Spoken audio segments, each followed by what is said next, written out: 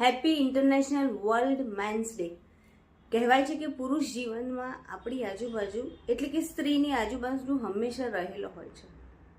સ્ત્રી શક્તિકરણની વાતો તો આપણે ઘણી બધી જગ્યાએ સાંભળી જ હશે.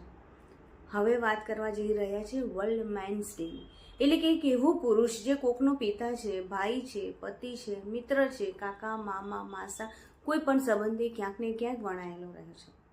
પુરુષ આપણી પાસે શું ઈચ્છે છે? જો સીધી રીતે વિચારવા જઈએ તો પુરુષ આપણી પાસે માત્ર એનો સમય અને સાથ વિચારી રહ્યો છે. પુરુષ આપણો પરિવાર શાંતિથી ગરમ ખાઈ શકે એ હેતુ માત્રથી એ પોતે ટિફિન લઈને જાય છે અને ઠંડુ ખાય છે. પુરુષ એવું વિચારીને મહેનત કરે છે કે હું થોડી વધારે મહેનત કરીશ તો મારો પરિવાર મારી સાથે સાથે થોડો વધારે આગળ આવશે, થોડો વધારે એક્ટિવ થશે ને વધારે ખુશ રહેશે. આ પુરુષ પાસે આપણે બધા એક એવું શીખવવું જોઈએ કે પુરુષ આપણા માટે જ્યારે જે પણ કરી રહ્યો છે એ માત્ર એના સ્વાર્થ પૂરતું નથી. ક્યાંક ને ક્યાંક આપણી અંદર રહેલી માણસાઈ જાગૃત કરવા માટેની આ એક દિવસ છે, જેને આપણે બધા હેપી ઇન્ટરનેશનલ મેન્સ ડે તરીકે ઉજવીએ છીએ.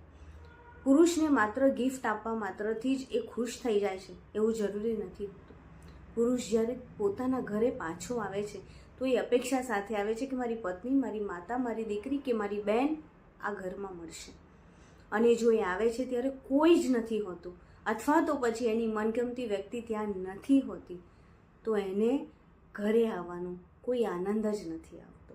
અને સૂઈ જાય ત્યાં સુધી એના વિચારોમાં એ જ ફર્યા કરે છે કે બધું જ છે પણ મારી સાથે મારી પત્ની, મારી દીકરી કે મારી મમ્મી નથી. વિચારી જોજો, હવે પછી કઈ ગિફ્ટ તમારે તમારા પતિને, તમારી સાથે રહેલ વ્યક્તિને આપવી જોઈએ. નમસ્તે.